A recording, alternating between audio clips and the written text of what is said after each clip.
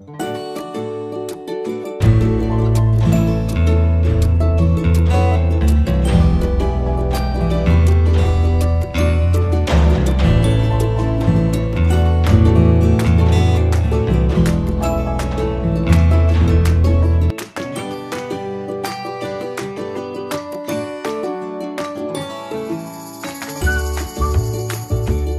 want to add a sprite that is exactly the same as Sprite 4, and make it follow behind Sprite 4.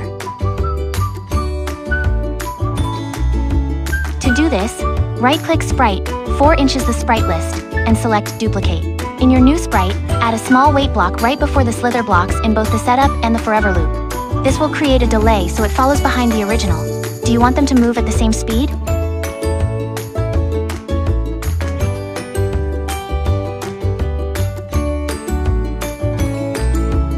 I also want Sprite 2 and Sprite 3 to rotate while it is moving.